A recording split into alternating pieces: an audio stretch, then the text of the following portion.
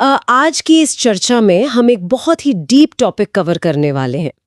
क्या कभी ये विश्वास किया जा सकता है कि कुछ पानी की धाराएं किसी पूरे राज्य का इतिहास और भूगोल तय कर सकती हैं? राइट ये तो काफी बड़ा स्टेटमेंट है। सही में आज का हमारा फोकस बिल्कुल यही समझने पर होने वाला है। आज का विषय है उत्तर प्रदेश नदी तंत्र यानी यूपी रिवर सिस्टम्स। अच्छा, ये तो यूपी स्टेट एग्जाम्स जैसे यूपी पुलिस, लेखपाल और यूपी पीएससी के लिए एकदम बैकबोन माना जाता है। बिल्कुल सही। हमारा मिशन एकदम क्लियर है। आज हम इन नदियों के उद्गम, इनका प्रवाह और इनकी सहायक नदियों का एक complete exam focused master revision करेंगे। मैं इन सभी नदियों के फ्लो और उनके पीछे का डेटा रिवाइज करने के लिए पूरी तरह से तैयार हूँ। लेट अस जंप राइट इन। बहुत ही शानदार। चलो अब सबसे पहली स्लाइड देखते हैं। हाँ, मैप तो स्क्रीन पर आ गया है। इस पहली स्लाइड को अगर ध्यान से देखा जाए तो स्क्रीन पर उत्तर प्रदेश का एक विशाल 3D मैप उभर कर सामने आता है। राइट, मैं देख रहा हूँ कि इस नक्शे में हरे रंग की लाइन से नदियों के रास्ते को दर्शाया गया है। एग्जैक्टली और ये लाइंस नॉर्थ वेस्ट यानी उत्तर पश्चिम दिशा से शुरू होकर साउथ ईस्ट यानी दक्षिण पूर्व दिशा की ओर बहती हुई दिखाई दे रही हैं। तो इस मैप के पीछे का एग्जैक्ट कंटेंट क्या है? यहाँ क्लियरली बताया गया है कि यूपी की अधिकांश नदियाँ इसी एक विशेष दिशा में बहती हैं। उत्तर पश्चिम से दक्षिण पूर्व गंगा मुख्य नदी है। और एक नया फैक्ट है, 17 अक्टूबर 2023 को गंगा डॉल्फिन को राजकीय जलीय जीव घोषित किया गया है। वेट एक सेकेंड, क्या डॉल्फिन को हाल ही में ये दर्जा मिला है? हाँ बिल्कुल, टेक्स्ट में एग्जैक्ट डेट दी गई है। 17 अक्टूबर 2023 को ही इसे ऑफिशियली राज्य का जलीय जीव घोषित किया गया है। ये एक ज़रूरी अपडेट है और नीचे दिए गए Q1 और Q2 एग्जाम के लिए इम्पोर्टेंट लग रहे हैं, जिसमें प्रवाह दिशा और डॉल्फिन का जिक्र है। सही विश्लेषण है। नदियों के प्रवाह दिशा का पैटर्न और गंगा डॉल्फिन की ये नई डेट दोनों सीधे एग्जाम में आते हैं। Got it. तो बेसिक फ्लो और जलीय जीव का डेटा याद रखना। चलो अब अगली स्लाइड देखते हैं। इस नई स्लाइड के यूपी मैप पर मुझे 3 अलग-अलग टेक्स्ट बॉक्सेस दिख रहे हैं। हाँ, और ये तीनों बॉक्सेस हिमालयी, मैदानी और पठारी क्षेत्रों की ओर इशारा कर रहे हैं। अच्छा, तो ये इनके उद्गम के बारे में? राइट, यहाँ उद्गम के आधार पर नदियों का वर्गीकरण है। नदियां 3 प्रकार की होती हैं। पहली हैं हिमालयी नदियां जो ग्लेशियर से निकलती हैं, जैसे गंगा और यमुना। ओके। दूसरी हैं मैदानी नदियां जो झीलों या दलदली क्षेत्रों से निकलती हैं, जैसे गोमती और साई। और तीसरी है पठारी नदियां जो दक्षिण के मालवा या विंध्या पठार से आती हैं और वर्षा पर निर्भर करती है, जैसे चंबल और बेतला। एक लॉजिकल डाउट उठता है यहाँ। क्या सच में समतल मैदानी इलाकों से भी नदियां निकल सकती हैं? हाँ बिल्कुल निकल सकती हैं। जब भूजल, झील या दलदली क्षेत्र बन जाता है तो वहां से धारा निकल आती है, जैसे कि गोमती। मैं समझ गया। और ये नीचे Q1 और Q2 वाले प्रश्न बॉक्सेस एग्जाम के लिए इंपॉर्टेंट लग रहे हैं, जहां गोमती और चंबल बेतवा के उद्गम पर फोकस है। बिल्कुल, गोमती का मैदानी उद्गम और चंबल या बेतवा का दक्षिण के पठार से आना ये एग्जाम के फेवरेट सवाल हैं। राइट, याद रखूंगा। तो इन तीनों प्रकारों को अच्छे से याद रखना चाहिए। अब तीसरी स्लाइड पर आते हैं। इस स्लाइड पर एक 3D डायग्राम बना हुआ दिख रहा है। हाँ, और ध्यान दो कि यहाँ अलकनंदा और भागीरथी 2 धाराएं देवप्रयाग में एक नोड पर आकर आपस में मिलती हुई दर्शाई गई हैं। तो गंगा का निर्माण यहीं से होता है? एग्जैक्टली। मुख्य धारा भागीरथी गंगोत्री या गौमुख ग्लेशियर से निकलती है। देवप्रयाग में इसका संगम अलकनंदा से होता है और तब ये संयुक्त धारा गंगा कहलाती है। ओह अच्छा। और साथ ही यहाँ एक और फैक्ट है कि 4 नवंबर 2008 को इसे राष्ट्रीय नदी घोषित किया गया था। मतलब उद्गम स्थल पर इसका नाम गंगा नहीं होता है? सही समझे, वहाँ इसे सिर्फ भागीरथी कहा जाता है। देवप्रयाग के बाद ही ये गंगा बनती है। ये कॉन्सेप्ट काफी क्लियर हो गया। और स्लाइड में ये हाईलाइटेड Q1 और Q2 बॉक्सेस, जिसमें देवप्रयाग और 2008 का वर्ष है, एग्जाम के लिए इंपॉर्टेंट लग रहे हैं? एकदम। भागीरथी और अलकनंदा का संगम स्थल और राष्ट्रीय नदी का वर्ष सीधे पूछे जाते हैं। परफेक्ट। निर्माण और वर्ष याद रखना चाहिए। चलो अब अगली स्लाइड देखते हैं। इस स्लाइड के मैप में 2 लोकेशन पिन्स हाईलाइट किए गए हैं। हाँ, एक पिन प्रवेश द्वार यानी बिजनौर पर लगा है और दूसरा पिन बाहर निकलने के रास्ते यानी बलिया पर है। तो ये यूपी में इसका रास्ता है। राइट। गंगा यूपी में बिजनौर से प्रवेश करती है और 28 जिलों से होते हुए बलिया से बाहर निकलकर बिहार जाती है। यूपी में इसकी लंबाई 1450 किलोमीटर है। वेट, क्या ये सच में यूपी के 28 जिलों को क्रॉस करती है? हाँ, बिल्कुल। ये यूपी के पूरे 28 जिलों का लंबा सफर तय करती है। ये तो काफी विशाल नेटवर्क है। और इसी सफर से जुड़े नीचे दिए गए Q1 और Q2 बॉक्सेस एग्जाम के लिए इंपॉर्टेंट लग रहे हैं। सही ध्यान गया। एंट्री पॉइंट बिजनौर और यूपी में इसकी 1450 किलोमीटर की लंबाई बहुत क्रिटिकल फैक्ट्स हैं। राइट। बिजनौर से बलिया तक इस 1450 किलोमीटर के सफर को याद रखना। चलो अब अगली स्लाइड पर चलते हैं। इस नई स्लाइड के मैप में सहारनपुर से प्रयागराज तक यमुना का रूट दर्शाया गया है। हाँ, और देखो यूपी और हरियाणा के बॉर्डर को एक क्लियर डॉटेड लाइन से दिखाया गया है। अच्छा, तो यमुना की क्या विशेषताएं हैं? इसका उद्गम बंदरपूछ चोटी यानी यमुनोत्री से है। ये सहारनपुर से यूपी में प्रवेश करती है। इसकी कुल लंबाई 1376 किलोमीटर है और प्रयागराज में गंगा में मिल जाती है। और वो डॉटेड लाइन क्या है? वो बताती है कि यमुना यूपी और हरियाणा के बीच प्राकृतिक सीमा बनाती है। क्या ये सच में किसी और राज्य के साथ एक नेचुरल बॉर्डर बनाती है? हाँ, ये यूपी और हरियाणा के बीच बिल्कुल एक प्राकृतिक सीमा यानी नेचुरल बॉर्डर का काम करती है। ये काफी दिलचस्प फैक्ट है। और ये जो Q1 और Q2 बॉक्सेस हैं, सीमा निर्धारण और सहारनपुर वाले, ये पक्का एग्जाम के लिए इंपॉर्टेंट लग रहे हैं। एकदम। यूपी हरियाणा की सीमा और इसका एंट्री पॉइंट सहारनपुर, ये बार बार एग्जाम में आते हैं। नोट कर लिया। यमुना का रास्ता और ये बॉर्डर फैक्ट ध्यान में रखना। चलो अब अगली स्लाइड देखते हैं। इस मैप में एक पेड़ यानी ट्री का आइकॉन है जो जिम कॉर्बेट नेशनल पार्क दिखा रहा है और कन्नौज पर पिन लगी है। सही पकड़ा। ये रामगंगा नदी है जो गंगा की प्रमुख बाईं सहायक नदी है। ये उत्तराखंड के दुधातोली पर्वत से निकलती है। और ये नेशनल पार्क वाला कनेक्शन क्या है? ये नदी जिम कॉर्बेट नेशनल पार्क के बीच से गुजरती है, फिर ये बिजनौर से प्रवेश करती है और कन्नौज के पास गंगा में मिलती है। वेट, क्या ये सच में एक नेशनल पार्क के ठीक बीच से जाती है? हाँ, ये जिम कॉर्बेट नेशनल पार्क के एकदम बीच से होकर गुजरती है। टेक्स्ट में यही क्लियर दिया है। वाओ, ये जरूरी फैक्ट है। तभी नीचे Q1 और Q2 वाले प्रश्न बॉक्स जिसमें कन्नौज और जिम कॉर्बेट का जिक्र है, एग्जाम के लिए इंपॉर्टेंट लग रहे हैं। बिल्कुल। कन्नौज में मिलन और जिम कॉर्बेट से गुजरने वाली नदी का नाम, ये दोनों VIP पॉइंट्स हैं। राइट। रामगंगा और कन्नौज के कनेक्शन को याद रखें। अब अगली स्लाइड की तरफ चलते हैं। इस स्लाइड पर एक नीले रंग का झील वाला आइकॉन बना है और लखनऊ के लिए एक स्टार मार्क्ड है।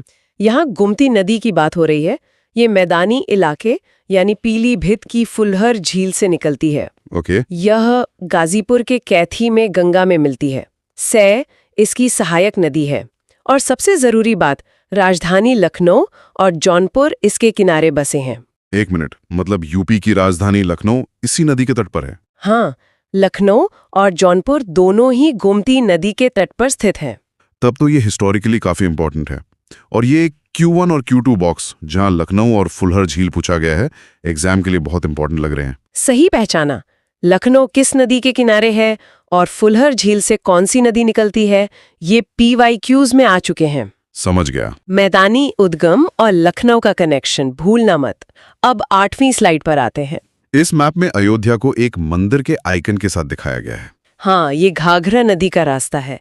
ये तिब्बत के मापचुकुंग हिमनद से निकलती है। नेपाल में इसे करनाली कहते हैं। अच्छा, और अयोध्या का इससे क्या लिंक है? यूपी में आने के बाद ये छपरा में गंगा में मिलती है। अयोध्या इसी के किनारे है जहां इसे सरयू कहा जाता है। ओह, तो घाघरा और सरयू एक ही नदी के अलग अलग नाम हैं। हाँ बिल्कुल। अयोध्या क्षेत्र में आकर इसे सरयू के नाम से ही जाना जाता है। ये टर्मिनोलॉजी क्लियर हो गई। और नीचे के सवालों में जहां नेपाल का नाम और अयोध्या का तट पूछा है, एग्जाम के लिए इंपॉर्टेंट लग रहे हैं। एकदम। नेपाल में करनाली नाम और अयोध्या किस नदी के तट पर है, ये परीक्षा के लिए बहुत जरूरी है। राइट। घाघरा के नाम और अयोध्या से इसका रिश्ता याद रखना।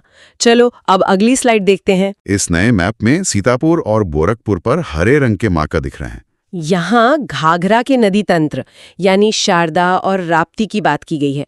शारदा, जिसे काली नदी कहते हैं, तिब्बत से निकलकर सीतापुर के बसरा में घाघरा से मिलती है। और गोरखपुर वाला माकर? गोरखपुर राप्ती नदी के तट पर है।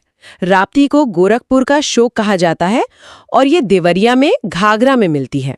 एक डाउट है, राप्ती को गोरखपुर का शोक आखिर क्यों कहते हैं? क्योंकि इस नदी के अनिश्चित प्रवाह की वजह से गोरखपुर क्षेत्र में काफी भारी बाढ़ आती है।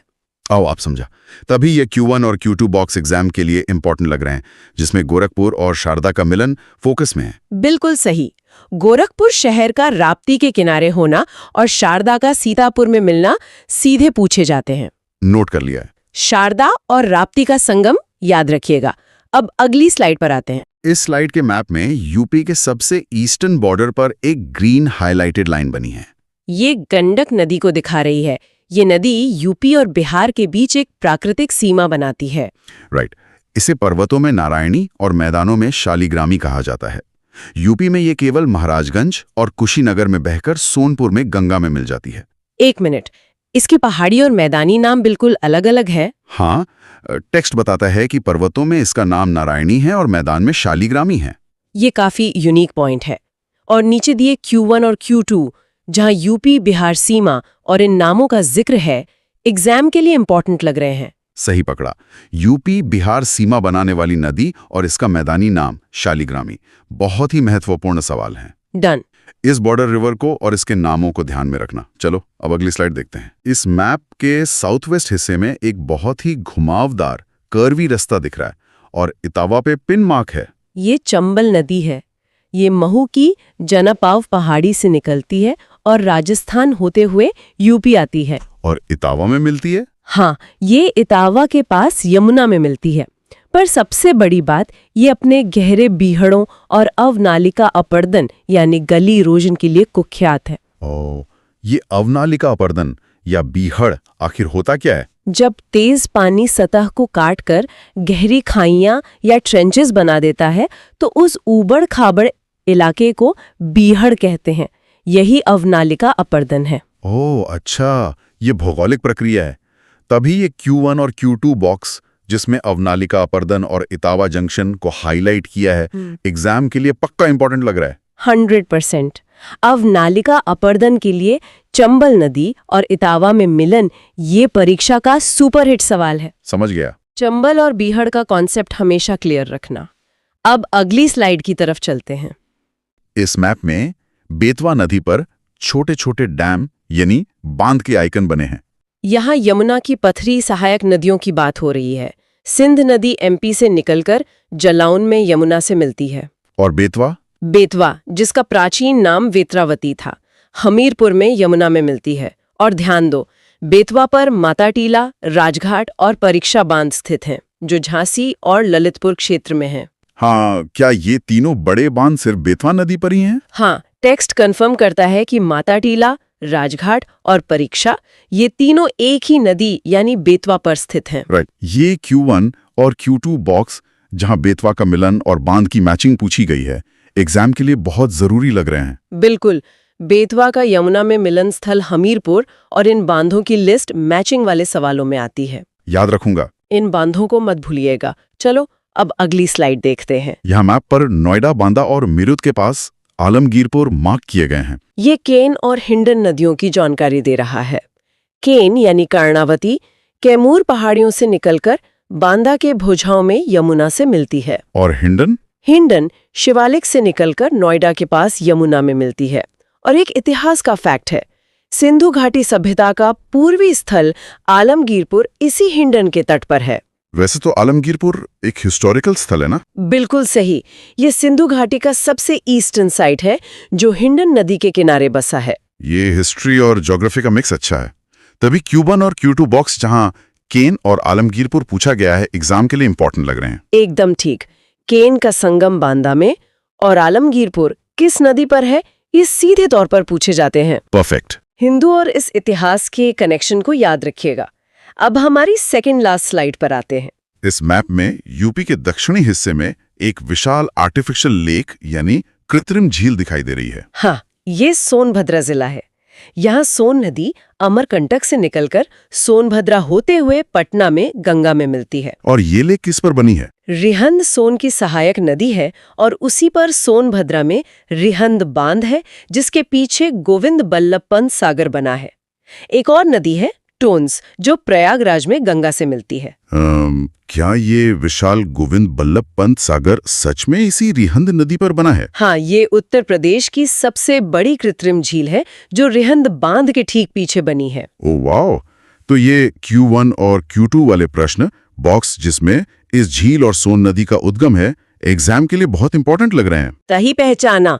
सबसे बड़ी कृत्रिम झील सोनभद्र में और अमरकंटक से निकलने वाली नदी सोन, ये स्टेट एग्जाम्स के इंपॉर्टेंट प्रश्न है। क्लियर है एकदम। सोनभद्रा और गोविंद बल्लभ पंत सागर को हमेशा ध्यान में रखिएगा। चलो अब आज की आखिरी स्लाइड 3D मास्टर मैट्रिक्स देखते हैं। यहाँ बाईं और दाईं तरफ नदियों और उनके संगम स्थानों को जोड़ने वाली एक मैचिंग टेबल या मैट्रिक्स दिख रही है। ये मैट्रिक्स एक क्विक रिवीजन टूल है। इसमें लिखा है यमुना गंगा में प्रयागराज पर, चंबल यमुना में इटावा पर, सिंध यमुना में जालौन में, बेतवा यमुना में हमीरपुर पर और केन यमुना में बांदा पर। मेरा डाउट बस ये है कि क्या इन सबके मिलन स्थल इतने एग्जैक्टली याद रखना जरूरी है? हाँ, बहुत जरूरी है।